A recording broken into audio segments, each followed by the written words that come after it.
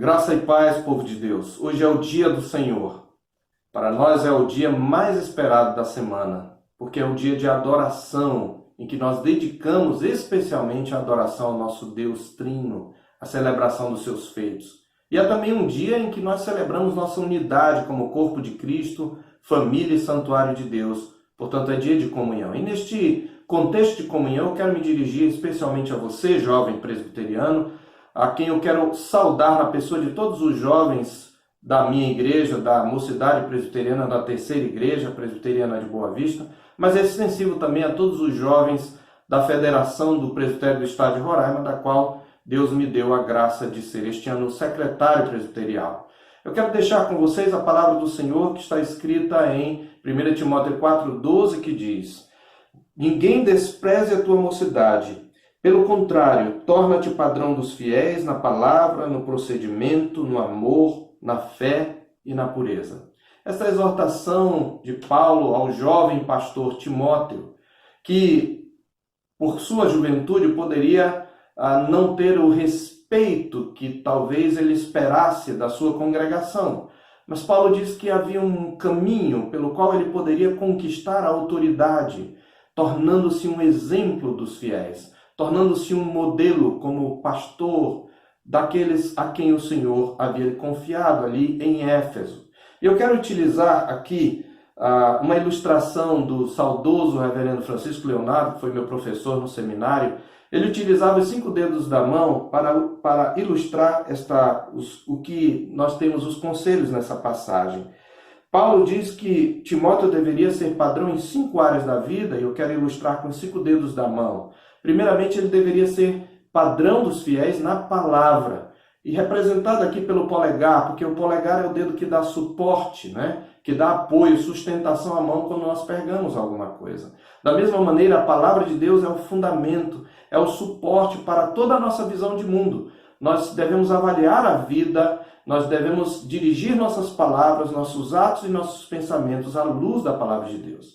Em segundo lugar, o procedimento também deve ser uma área em que você, jovem, deve ser um exemplo. E eu quero usar o indicador, porque o indicador é o que nós usamos para apontar as coisas.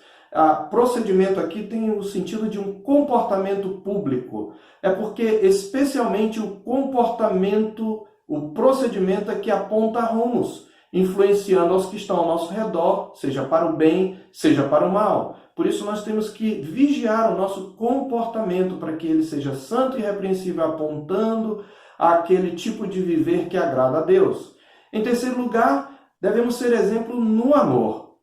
E aqui nós usamos o dedo médio. O dedo médio é o maior dedo da nossa mão. E da mesma maneira, o amor é a maior de todas as virtudes. A palavra de Deus diz em 1 aos Coríntios, capítulo 13, verso 13, agora, pois, permanecem a fé, a esperança e o amor. Estes 3, porém, o maior destes é o amor. Jovem, seja um exemplo no amor cristão. Em quarto lugar, seja um exemplo na fé. E aqui nós temos o dedo anelar, representando a fé. É o dedo da aliança, é o dedo do compromisso. E aqui a fé é a fé salvadora, é a confissão da genuína fé salvadora. Então tem a ver com o conteúdo da fé. Ele está dizendo a Timóteo, você deve ser um modelo naquilo em que você crê. Você deve ser um modelo de fidelidade à fé que uma vez por todas foi entregue aos santos. Você precisa manter o padrão das sãs palavras, porque a fé genuína aponta para a aliança de Deus na sua palavra. E em último lugar, seja padrão dos fiéis na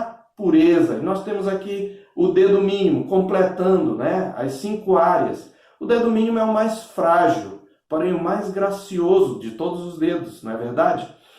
A pureza aqui é castidade. Sem pureza, meu jovem, você não vai ter graça, no sentido de graciosidade. A pureza confere graça à sua vida, confere beleza ao seu caráter. Então cultive a castidade, a pureza de pensamentos, de motivos, de palavras e de obras. Ser padrão para os fiéis é um desafio e tanto, uma missão para a qual é necessário o exercício da piedade. Por isso Paulo diz, exercita-te pessoalmente na piedade, aqui no versículo 7 e o versículo 8 do mesmo capítulo, Porque o exercício físico para pouco é proveitoso, a piedade, no entanto, para muito é proveitosa. Ser padrão dos fiéis exige uma capacitação na palavra, e é por isso que Paulo diz lá na segunda epístola, capítulo 3, versos 16 e 17, que toda a escritura é inspirada por Deus e útil para o ensino, para a repreensão, para a correção, para a educação na justiça, a fim de que o homem de Deus seja perfeito e perfeitamente habilitado para toda boa obra. Jovem, leia, estude, medite na Escritura para que você seja equipado para toda boa obra, tornando-se padrão dos fiéis. Na Escritura, vocês têm as promessas que os mantêm alegres na esperança, mesmo em meio às tribulações. Pela Escritura, o Espírito de Deus os instruirá para que sejam fortes na fé, que uma vez por todas foi entregue aos santos. Pela Escritura, o Senhor lhes proverá o estímulo ao amor e às boas obras, levando-os a serem dedicados no amor. E por essa mesma Escritura, estando unidos à cabeça, que é Cristo, vocês permanecerão também unidos uns aos outros no trabalho, na obra do Senhor. Embora tornar-se padrão dos fiéis seja um enorme desafio, que demandará de vocês esforço diligente, não desanimem, porque é Deus quem efetua em vocês tanto querer como realizar. Vocês estão em Cristo, e nele vocês serão bem-sucedidos na missão. Em outras palavras, ser padrão dos fiéis é possível, porque nele vivemos. Deus os abençoe. Castelo forte é o nosso Deus, escudo e boa espada, com seu poder defende os seus, a sua igreja amada. Com força e com furor, nos prova o tentador, com artimanhas traz e astúcias infernais. Iguais não há na terra.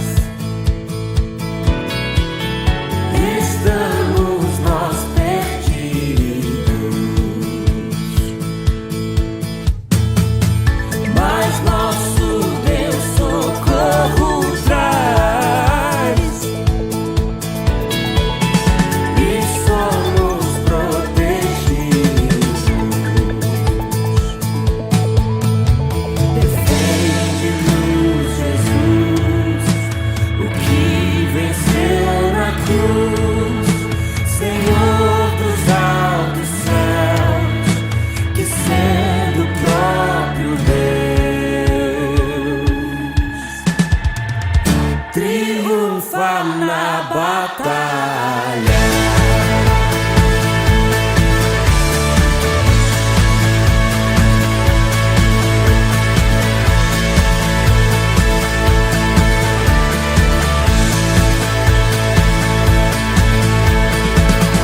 Sim, que a palavra ficará. Sabemos com certeza, pois ela nos ajudará com armas de defesa. Se temos de perder família, bens, poder, embora a vida vá, por nós Jesus está e nos dará ser rei.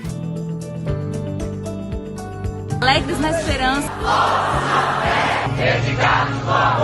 unidos no trabalho.